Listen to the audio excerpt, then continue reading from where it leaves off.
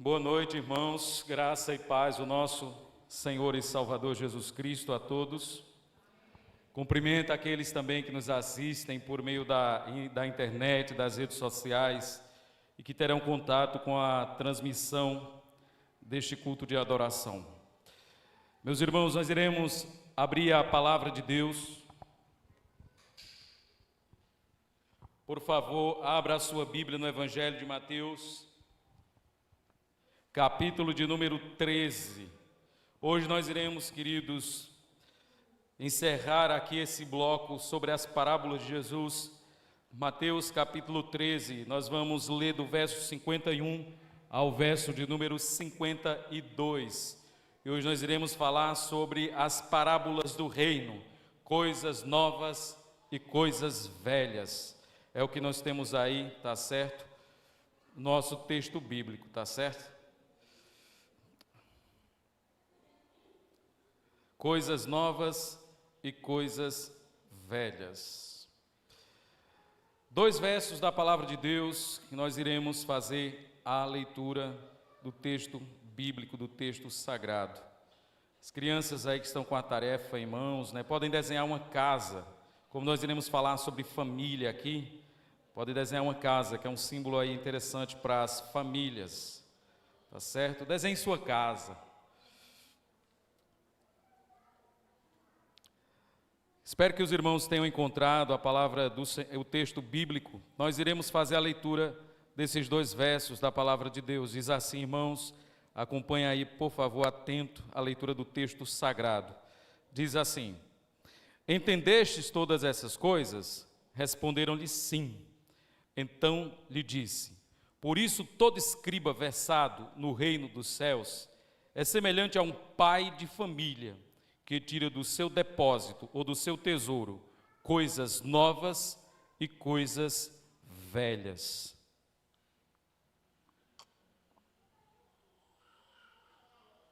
Oremos, irmãos.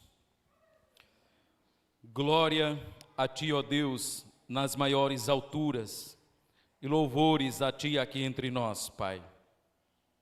Tu que estás presente nos mais altos céus, e também se encontra presente aqui no nosso meio, pois o Senhor, ó Deus, é imensurável. Nenhum espaço, ó Deus, pode conter-te. Por isso nós louvamos o Teu nome nessa noite de hoje, na pessoa preciosa do nosso Senhor e Salvador Jesus Cristo. Te louvamos e te agradecemos pela leitura, ó Deus, dessa perícope bíblica, e queremos te pedir, ó Deus, por meio do Teu Espírito Santo, a iluminação das nossas mentes e dos nossos corações, para que possamos entender, compreender e assimilar as verdades da Tua divina palavra, do Teu santo texto. Obrigado pela vida dos meus irmãos, Senhor, que estão aqui entre nós. Obrigado também, ó Deus, pela vida do Teu povo, que se reúne de modo geral em todos os lugares, Senhor. Em tudo que é lugar, tem um povo reunido cultuando ao Senhor. Que Tu possa abençoar também. Pedimos, ó Deus, que a Tua palavra venha ao encontro das reais necessidades do nosso coração e da nossa alma, e que possamos, Senhor, amar-te acima de tudo e de todas as coisas. Obrigado, ó Deus, porque ao longo desses domingos temos aprendido, ó Deus, verdades profundas acerca do reino do Senhor. E hoje, ó Deus, iremos fechar esse ciclo, esse bloco textual, aprendendo ainda sobre as parábolas do reino, Pai. Obrigado mais uma vez por esse momento, pela oportunidade que o Senhor dominicalmente me concede de ministrar a palavra do Senhor, Pai. Eu não me sinto digno, ó Deus, de tão grande incumbência, mas eu te peço que o Senhor possa ter misericórdia da minha vida e usar-me, ó Deus, como instrumento da providência do Senhor para abençoar a vida do seu povo. Em nome de Cristo Jesus. Amém. E amém, irmãos. Meus queridos e amados irmãos, nós trabalhamos nesses domingos uma série de parábolas do reino de Deus.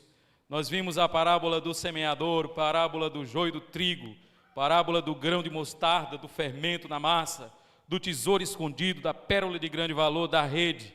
E hoje nós iremos pensar um pouco sobre esse pai de família aqui que tem um depósito de coisas novas e coisas velhas, e tentar entender o que Jesus quer ensinar para nós nessa noite de hoje.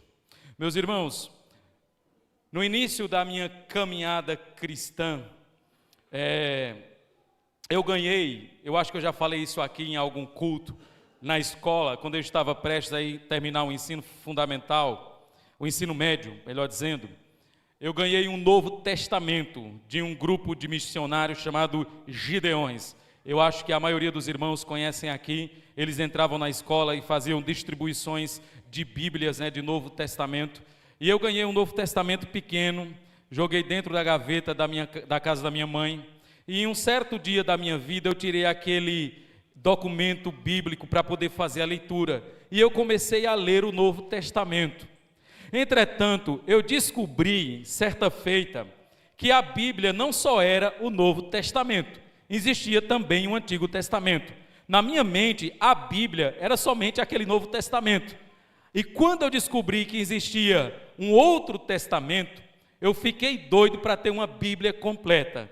E eu ganhei uma Bíblia toda rabiscada, as folhas já caindo, de um irmão que, quando soube do meu desejo de ler a Bíblia, ele conseguiu essa Bíblia e me deu. E eu fiquei maravilhado, porque agora eu tinha em minhas mãos uma Bíblia completa. A princípio eu pensava que a Bíblia era só o Novo Testamento, mas agora eu descobri que tinha 2 testamentos, o Antigo Testamento e o Novo Testamento. Por que eu estou introduzindo isso para nós? Porque é sobre isso que eu queria falar nessa noite de hoje com cada um de vocês. As coisas velhas que nós encontramos nessa passagem bíblica são os ensinos do Antigo Testamento, ou da lei, da antiga aliança, dos profetas, dos escritos. E as coisas novas é o Evangelho, é a mensagem do reino, é a nova aliança. E Jesus dá uma importância fundamental, tanto a um quanto a outro. E eu introduzo esse sermão dizendo isso para os irmãos, porque hoje existe um grupo de cristãos que eles consideram o Antigo Testamento como se fosse algo sem sentido, obsoleto, ultrapassado, que não serve mais para nada, e que nós devemos focar mesmo no Novo Testamento. Mas o Antigo não, o Antigo Testamento já passou. Meus irmãos, isso não é verdade. Se nós entendermos a Bíblia como uma unidade orgânica, nós entendemos que tanto o Antigo quanto o Novo Testamento, eles têm uma importância muito grande. A Bíblia, ela não é um emaranhado de histórias desconexas. A Bíblia, meus irmãos, ela tem uma única mensagem, que é a obra da redenção, e um tema central, que é Cristo Jesus, o Senhor. Ainda que a Bíblia tenha 39 livros no Antigo Testamento, 27 livros no Novo Testamento, escrito por cerca de 40 autores, cada um de contexto de vida e realidades diferentes, nós temos uma única mensagem e nós temos um tema central. Se isso é verdade, então tanto o Antigo Testamento quanto o Novo Testamento, ele tem uma importância muito grande. Então eu queria que a partir de hoje, você não fizesse ruptura naquilo que nós não deveríamos fazer ruptura. É verdade que existem elementos de descontinuidade do Antigo Testamento que não permanecem na nova aliança, mas nós temos que tomar cuidado para não fazermos uma ruptura tão brusca a ponto de considerar o Novo Testamento o suprassumo da revelação e o Antigo Testamento algo totalmente ultrapassado. Não, irmãos, nós consideramos essa biblioteca que nós temos em mãos, esses 66 livros, como livros canônicos, inspirados e autoritativos e suficientes para a vida da igreja, para a vida do povo de Deus. Jesus, meus irmãos, encerrando as parábolas aqui, ele vai contar uma parábola aqui, tendo como pano de fundo, ilustração, um pai de família. Olha o que ele vai dizer no verso 51. Entendeste todas essas coisas? Responderam-lhes os discípulos aqui, sim. Então lhe disse Jesus, por isso, todo escriba versado no reino dos céus é semelhante a um pai de família que tira do seu depósito coisas novas e coisas velhas.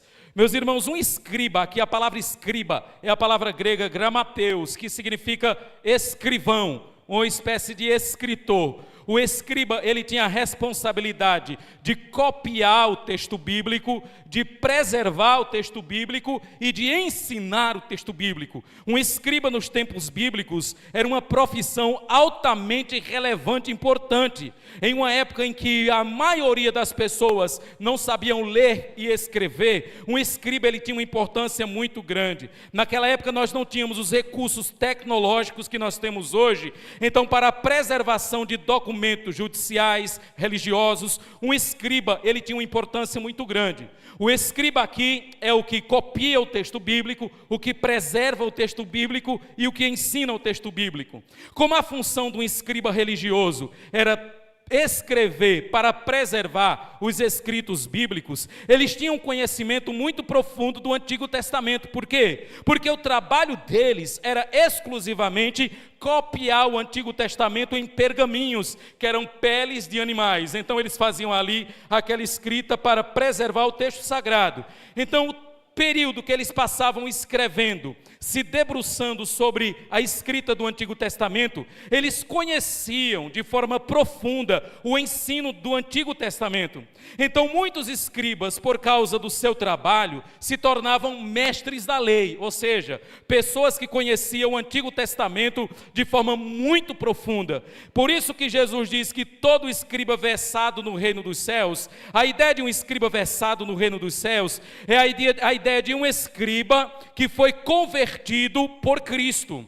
E é importante frisar para os irmãos que, embora muitos publicanos, pecadores, meretrizes abraçaram a mensagem do Evangelho, muitos fariseus e escribas também. Então Jesus está dizendo que o escriba que tem um conhecimento profundo do Antigo Testamento, da Antiga Aliança, da Antiga Dispensação, da lei, dos profetas, dos escritos, esse escriba, quando conhece e entende o reino dos céus, ele se torna semelhante a um pai de família que tem um tesouro na sua casa. E nesse tesouro ele tem coisas antigas e ele tem coisas novas para tirar de dentro desse tesouro aqui.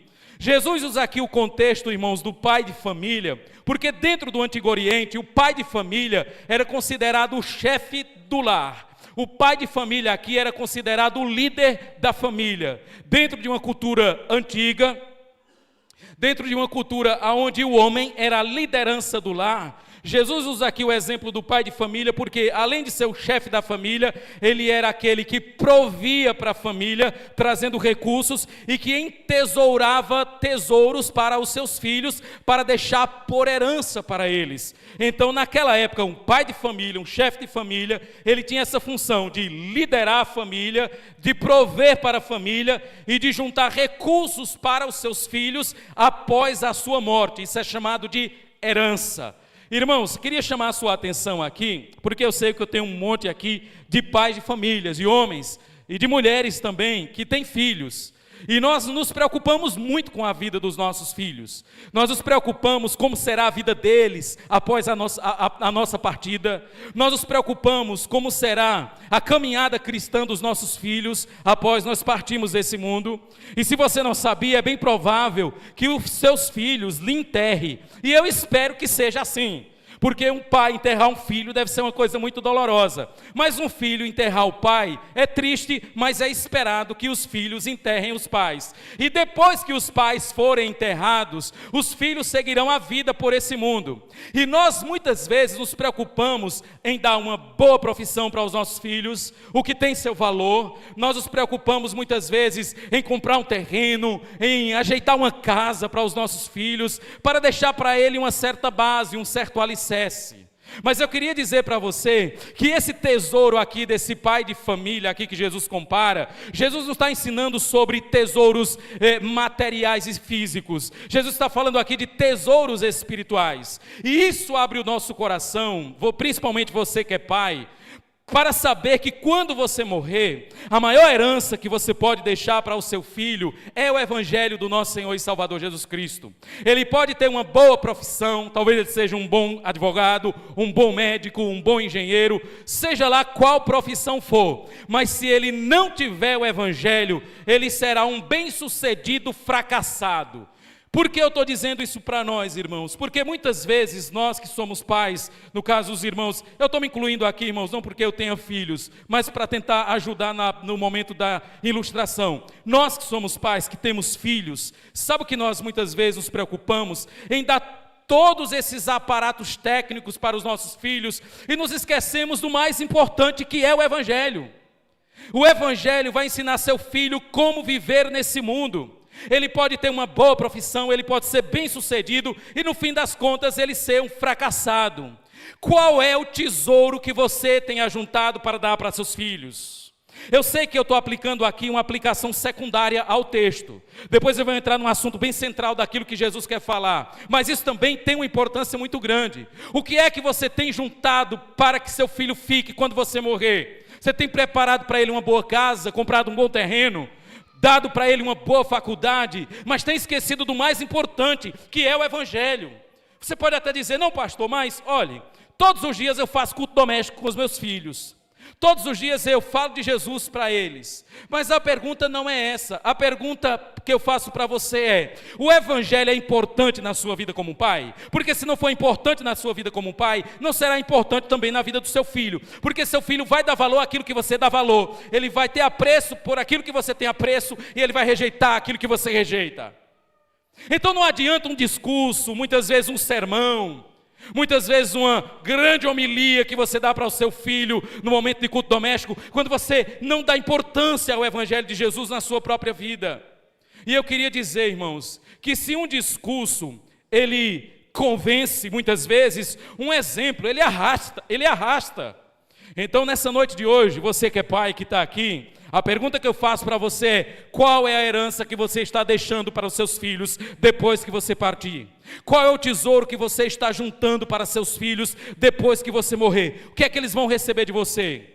Mais uma vez, eu reitero para cada um que está aqui, se preocupe sim em dar uma boa profissão para o seu filho, mas acima de tudo, se preocupe em deixar para o seu filho a herança do Evangelho. É o Evangelho que vai fazê-lo viver nesse mundo, irmãos, que é envolto em trevas. É o Evangelho de Jesus Cristo. Portanto, Jesus pega aqui o exemplo de pai de família para falar dessas coisas velhas e dessas coisas novas. Porque um escriba convertido, um escriba que se torna discípulo, é como o pai de família que tem um tesouro de coisas novas e coisas velhas. Porque o escriba já tem um conhecimento do Antigo Testamento. Um escriba já tem um conhecimento da lei, dos escritos, dos profetas. Ele já tem o fundamento. Então, quando um escriba se converte, ele agora não só tem o conteúdo do Antigo Testamento, mas ele tem agora a nova revelação de Deus, o Novo Testamento. E ele agora olha para o Antigo Testamento, para as velhas verdades, à luz da verdade antiga que ele recebeu. Por isso que ele tem agora coisas novas, e por isso que ele tem agora coisas velhas. Ou seja, o escriba tem um depósito de conhecimento. Tentando ilustrar isso aqui, Jesus não quer que você abra mão das verdades que você conhecia antes da conversão. O que Jesus quer é que você olhe para essas verdades com outra ótica, com a ótica do Evangelho e do Reino de Deus. Por exemplo, antes da sua conversão, você sabia que matar é errado, ou não? Quando você se converte, você não tem agora que achar que matar é certo. Você pode continuar achando que matar é errado porque é errado. Mas agora você entende que matar é errado, não porque agora você tem medo de ser preso, não porque a sociedade diz que matar é errado, mas agora você entende que matar é errado porque o homem foi criado em imagem e semelhança de Deus. Ou seja, a sua forma de olhar para a verdade, ela muda. Eu não tenho dúvida que a maioria de nós aqui, antes da conversão, conhecia muitas verdades do Evangelho, conhecia muitas verdades divinas. Você conhecia essas verdades e após a conversão, você não tem que abandonar essas verdades. Você vai ter que olhar para essas verdades agora com os olhos ou com os óculos do Evangelho. É o que Jesus está ensinando aqui, esse escriba que se torna discípulo, ele olha para o Antigo Testamento agora com o óculos do Evangelho. Porque, meus irmãos, se nós não olharmos para o Antigo Testamento com os óculos do Evangelho, esses homens continuariam ainda no judaísmo, eles continuariam ainda nas sombras. Agora, se eles olharem para o Antigo Testamento com os óculos do Evangelho, eles vão entender o que de fato é o reino de Deus. É isso que Jesus está ensinando aqui. Então você não é obrigado a abandonar verdades antigas que você conhecia antes da conversão. Você agora tem que olhar para elas com a ótica do Evangelho de Jesus. Por exemplo, mais uma vez, eu não mato porque eu sei que matar agora não é só um crime na sociedade, mas eu não posso tirar a vida de um homem criado à imagem e semelhança de Deus. Outro exemplo talvez que ajude: de repente você antes da sua conversão era um advogado, aí você se converte, você tem que abandonar a prática da advocacia? Não, você pode continuar exercendo ela, só que agora você vai exercer ela com a ótica do Evangelho, ou seja, você vai parar de ser mentiroso, e vai ser um advogado honesto. Não é preciso abandonar a profissão. Você antes da sua conversão era um médico, aí você se converte, e agora eu vou deixar de ser médico. Não, pode continuar sendo médico, as coisas antigas têm importância, mas agora você vai deixar de ser aborteiro. Então você vai começar agora a olhar para a sua profissão com a ótica do Evangelho. E isso, meus irmãos, muda tudo na nossa vida. Muda a forma que nós olhamos para a família, para o trabalho, para a sociedade, para os relacionamentos. As novas verdades do Evangelho mudam toda a nossa vida. Então você não tem que abandonar o conhecimento que você tinha antes da conversão. Se ele é verdadeiro, você não deve abandonar, mas você deve olhar para ele agora com a ótica do Evangelho. O que Jesus está dizendo aqui é que o escriba olha para o Antigo Testamento agora à luz da realidade nova que chegou. E meus irmãos, como nós não acreditamos que nós temos dois testamentos antagônicos, mas dois testamentos que se unem, nós temos uma única mensagem, nós temos um único tema central. Por que eu estou dizendo isso? Porque os judeus ortodoxos na atualidade, eles olham para o Novo Testamento e sabe o que eles dizem? É contrário ao Antigo.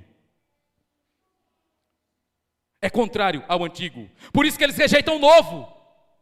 Aí você vê muitos pastores hoje dizendo o seguinte: o Antigo passou, então a gente fica só com o Novo. Então por um lado você tem judeus ortodoxos rejeitando o Novo Testamento porque parece que contraria o Antigo, e você tem pastores rejeitando o Antigo porque parece que contraria o Novo. E você faz uma ruptura na palavra de Deus, e nós não devemos fazer isso. Tanto o Antigo quanto o Novo Testamento, irmãos, eles são uma unidade orgânica. E isso é importante para nós entendermos. Portanto, coisas velhas é a lei, escritos, o Antigo Testamento e a velha dispensação. E as coisas novas, o Evangelho, o Novo Testamento e a nova aliança. Irmãos, nós não podemos nos esquecer que a antiga aliança é a base para a nova aliança. Eu sei que existem pontos de divergências, mas pontos também de convergência. O Antigo Testamento é a base para a nova aliança, embora sejam alianças distintas. No Antigo Testamento a gente tem sombras, e no Novo Testamento nós temos substância. Segundo, a nova revelação ela é continuada pela antiga. Nós não temos uma revelação no Antigo Testamento, aí quando termina o Antigo Testamento, encerra, aí vem agora uma outra revelação diferente. Não, nós temos agora a mesma revelação, só que agora mais clara, mais nítida, mais limpa, que é a revelação do Novo Testamento. É por isso que nós não devemos rejeitar o Antigo. A Bíblia ela é uma unidade orgânica. O Antigo Testamento é a base para o Novo. E nós interpretamos o Antigo com o Novo. Terceiro, irmãos, o Antigo Testamento, ele é a base para o Novo, e o Novo se fundamenta no Antigo Testamento. E quarto, o Novo lança luz sobre o Antigo. Mas o Antigo, ele não consegue lançar luz para o Novo. Sabe por quê? Porque o Novo tem uma luz maior. Eu queria abrir um parêntese aqui e fazer uma crítica aos meus irmãos presbiterianos. Os nossos irmãos presbiterianos, eles cometem um erro muito grande para defender o batismo de bebês. E qual é o erro que eles cometem? Eles interpretam o Novo Testamento à luz do Antigo. É por isso que eles olham para o batismo e olham para o Antigo Testamento e dizem circuncisão. O batismo é a circuncisão da nova aliança, porque eles interpretam o novo à luz do Antigo. Só que o Antigo é uma luz menor, o Novo Testamento é uma luz maior. Ou seja, em uma regra hermenêutica simples e básica, não é o Antigo que interpreta o Novo, mas é o Novo que interpreta o Antigo. Porque a luz maior interpreta a luz menor. Entenda, luz menor não é importância. Obrigado, irmão. Então, o Novo Testamento ele é uma luz maior. É por isso que quando você lê o Antigo Testamento, ele fica mais claro e mais nítido à luz do Novo. O Novo Testamento ele traz verdades que o Antigo Testamento não consegue desenvolvê-la. Por exemplo, embora exista uma unidade orgânica entre o Antigo e o Novo Testamento, existem alguns níveis de diferença. Essas diferenças não causam rupturas, mas a diferença é porque o Novo Testamento tem uma luz maior. Por exemplo, se você olhar para uma semente que foi plantada na terra, uma semente de feijão, aquela semente de feijão torna-se um pé de feijão. Se você pegar um pé de feijão e pegar a semente do feijão e colocar do lado, tem diferença? Existem diferenças acidentais, mas não há diferenças essenciais. Se você, por exemplo, pegar uma foto do diácono Ezequiel, quando era bebê, com 2 anos de idade, e pegar uma foto dele agora, colocar junto ali, tem diferença? Tem. Com certeza tem. Deve ter diferenças acidentais. Mas é uma continuidade orgânica, do bebê para o adulto. Então o Antigo Testamento é como se fosse a semente do feijão, e o Novo Testamento é o pé de feijão. O Antigo Testamento é o bebê engatinhando, e o Novo Testamento já é o homem adulto. Então, meus irmãos, é importante que nós entendamos isso, para que nós não venhamos criar rupturas entre os testamentos, e não cometer o erro que o judeu comete, ou o erro que alguns pastores liberais cometem, de aceitar um e rejeitar outro. Não, nós aceitamos os dois. Um dia alguém perguntou para mim o que eu achava do Antigo Testamento. Eu disse, é muito bom. E se vocês usam o Antigo Testamento para fazer doutrina? Eu disse, claro, é a revelação de Deus, e nós podemos usar o Antigo Testamento para fazer doutrina, porque é a revelação de Deus também. Algumas considerações que eu queria chamar a sua atenção sobre o que Jesus está ensinando aqui, e a primeira delas é importante. A primeira delas é que você não pode desprezar verdades antigas, mas você deve olhar para essas verdades antigas com a ótica das verdades novas. Mais uma vez, reitero para você, você não tem que desprezar verdades antigas. O que você tem é que olhar para essas verdades antigas com a ótica das novas verdades que você conheceu. Irmãos, eu sempre tive em minha mente que eu deveria obedecer o meu pai e a minha mãe. Antes de ser crente, eu sabia disso. Eu dava a bênção aos meus pais. Quando saía de casa, eu dizia, chega e tal hora. Eu chegava. Às vezes passava, apanhava, mas eu tinha um respeito pelos meus pais. Só que eu não respeitava meus pais por causa do evangelho, mas por causa da consciência moral. Aí de repente eu conheci o evangelho de Cristo. Aí eu tenho que abandonar essa verdade? Não. Essa verdade ela tomou para mim um sentido maior. Porque agora eu sei que quando eu honro os meus pais, eu estou honrando a Deus. Eu não sabia disso. Perceba, a velha verdade sendo vista com uma ótica diferente. Eu tenho, por exemplo, que trabalhar e me sujeitar ao meu patrão. Aliás, ele é quem paga meu salário, ele que abriu a porta de emprego para mim. Então, por causa disso, eu tenho que me submeter ao meu patrão. Aí eu me converto. Aí o que acontece? Não, agora você rebelde, fazer greve agora. Não, irmãos. Quando você se converte, você tem que continuar se sujeitando ao seu patrão. Mas agora a sujeição ao patrão ganhou um outro sentido. Porque Pedro vai dizer que nós devemos nos sujeitar aos nossos patrões como nos sujeitamos a Cristo. Então perceba que a verdade continua, mas agora com uma ótica nova. Vou citar outro exemplo. Você que é casado, antes da sua conversão, você sabia ou não que cometer adultério era errado? Sabia. Você buscava ser fiel à sua esposa, porque você sabia que era errado trair a esposa. Só que você não fazia isso porque você amava a Deus. Você fazia isso por quê? Você não queria perder sua família, você não queria manchar a sua imagem, você tinha uma imagem a zelar diante da sociedade. Ao não trair sua esposa, você está fazendo o que é certo? Tá, mas quando você conhece o Evangelho, você continua não cometendo adultério, mas agora com uma ótica diferente. eu não traio minha esposa, porque ao trair minha esposa, eu estou traindo o meu Deus.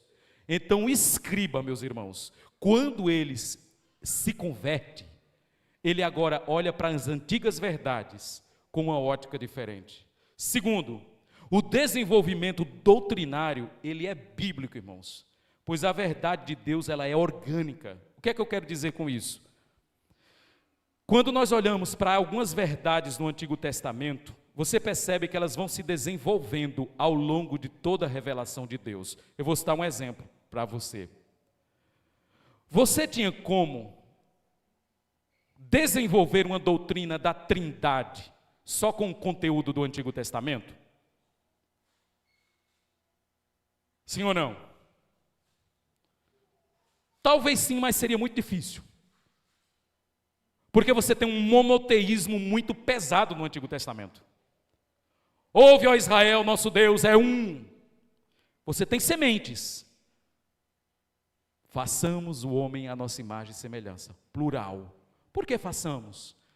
Alguns teólogos vão dizer que Deus estava conversando com os anjos. Gênesis capítulo 11, quando os homens se reuniram para construir a torre de Babel, Deus falou, desçamos e confundamos. Plural. Mas Deus pode estar conversando com seus atributos, um plural majestático, como diz a literatura hebraica. Mas quando a gente chega no Novo Testamento, aí vem Jesus, ó Pai, eu vim para fazer a vontade do meu Pai. Aí depois você vê Jesus, eu e o Pai somos um. Você percebe que houve uma semente que foi se desenvolvendo ao longo da história bíblica? O que eu quero dizer com isso, irmãos? Que o Antigo Testamento, nós temos as sementes das doutrinas cristãs. E no Novo Testamento, nós já temos a árvore frondosa. Por que eu estou dizendo isso para nós? Porque a doutrina bíblica, ela é orgânica, ela se desenvolve, ela cresce. E isso acontece na revelação do Novo Testamento. Após o fechamento do cânon bíblico, nós temos que tomar cuidado quando vamos desenvolver doutrinas. Entretanto, o desenvolvimento doutrinário, ele é muito comum. Por exemplo, outro exemplo, no Antigo Testamento, nós temos uma visão ofuscada de estado intermediário. Quando o homem morre, para onde ele vai? Isso é meio que obscuro no Antigo Testamento. Mas quando a gente vai chegando no Novo, a gente já encontra uma luz maior, que vai criando textos obscuros do Antigo Testamento. Sabe o que é isso? O desenvolvimento da doutrina cristã. Portanto, coisas velhas e coisas novas têm uma importância muito grande. E terceiro, irmãos, nas Escrituras, nós nunca devemos nos esquecer que nós temos uma única mensagem, um único enredo, que é a história da redenção, de Deus redimindo o seu povo. E o tema central das Escrituras é Jesus Cristo. Preste atenção, e eu já estou encerrando aqui com essa última conclusão. Todas as vezes que você lê o Antigo Testamento, você tem que buscar encontrar Cristo nas páginas do Antigo Testamento. E eu vou dizer uma coisa para você, Ele está lá. Quando Deus criou o homem, a sua imagem e semelhança, e o homem caiu em pecado, e o homem percebeu sua nudez e sentiu vergonha, o que foi que Deus fez? Matou o quê? Cordeiro. Isso aponta para quem? Cristo, aquele que cobre as nossas vergonhas. Você vê, por exemplo, todo o sistema sacrificial do Antigo Testamento, apontava para quem? Cristo. A instituição da Páscoa apontava para quem? Cristo. A aliança que Deus fez com Abraão, onde o cordeiro foi despedaçado e jogado no caminho, e um fogareiro apareceu, aquele cordeiro despedaçado apontava para quem? Para Cristo. Davi chamou Ziba para buscar Mefibosete, para comer na mesa do rei. Quem é o Mefibosete? Aleijado dos pés, nós. Davi, a figura de Cristo. Ziba, o Espírito Santo que nos traz para o Senhor. Então você percebe que toda a revelação da redenção, ela está contida em todas as histórias bíblicas. Isso é muito importante, irmãos. Quando nós lemos as Escrituras, nós precisamos entender que é uma única história. Aqui eu queria chamar a atenção das irmãs do departamento infantil. Eu não quero dar uma bronca em vocês, mas eu queria dar uma orientação a vocês. Se a Bíblia, a única história central é a redenção, e o tema central é a pessoa de Cristo, Se você falar das histórias bíblicas e não apontar para Cristo, você não falou do Evangelho. Sabia disso? Você não falou do Evangelho. Por exemplo, o que acontece muito em salinhas da escola bíblica dominical, você pega a história de Davi. Estava lá o gigante filisteu afrontando o Deus de Israel. O povo tudo com medo. Aí o que acontece? Aí vem Davi, se levanta com uma pedrada, por meio de uma peteca, ele derruba o gigante Golias. Aí o que é que a gente aplica para as crianças? Seja como Davi, derrube seus gigantes. Cadê o Evangelho? Não tem. Por que a gente tem que dizer para as nossas crianças que ela tem que ser como Davi? Porque nessa história bíblica, elas não são Davi. Nessa história bíblica, elas são os hebreus com medo. Quem é Davi é Cristo, aquele que derrubou os nossos gigantes. Você está entendendo? Vamos contar agora a história da Arca de Noé. É uma história maravilhosa, deslumbrante. A gente foca tanto naquela arca. As crianças ficam imaginando aquele barquinho flutuando. Aí no fim a gente, vocês vão pintar a arca. E as crianças pintam a arca. O que elas aprenderam no Evangelho? Nada. Aí você pega aquela história de dilúvio e você aponta para Cristo. Quem é que nos protege da ira de Deus? Cristo. Aquela arca é tipológica. Ela aponta para Jesus. Sabe o que é isso, irmãos? É encontrar Cristo nas histórias do Antigo Testamento. Por que eu quero dizer isso para você? Porque parece que Cristo é uma realidade do Novo Testamento e o Antigo Testamento é só história. Não, irmãos. Isso é muito importante. É por isso que eu sempre digo, se você prega e a sua pregação não aponta para Cristo, a gente não prega. É por isso que todas as vezes que você contar histórias bíblicas para o seu filho, fale sobre Jesus. Fale sobre Jesus.